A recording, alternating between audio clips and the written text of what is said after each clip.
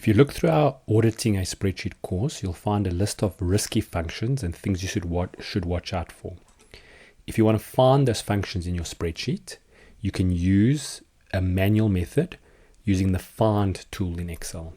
So in this case, I'm going to push Control F, and you'll see the Find tool comes up. Now we're going to look for any XLOOKUPs.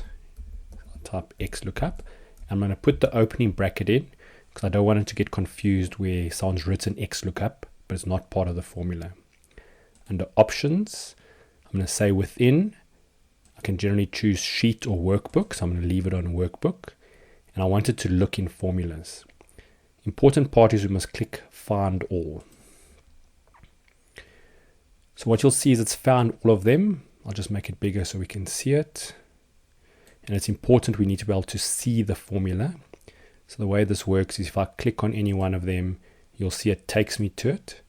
And if it's on another sheet, it would go there. And now what we can do is look at these formulas, they're listed here, and we can see if there's anything risky. So for the XLOOKUP, I know that the table arrays, that number there and these here, they should be dollar signs. So these references should all be dollar signs. I can see it's not. These are not. So that is a risky formula. Now with this formula, I'm just going to leave that open. I can go look and see what it's looking at. But if the issue is a dollar issue, I'm just going to remove the arrows, rather go 2 or 3 down. So I'm going to click over here somewhere. And now when I do trace precedence, it is a lot easier to see that that is a problem. This XLOOKUP seems to be getting the answer correct. That's what it's looking at.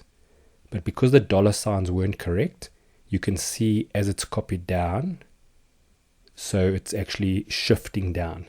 So this is a high risk formula.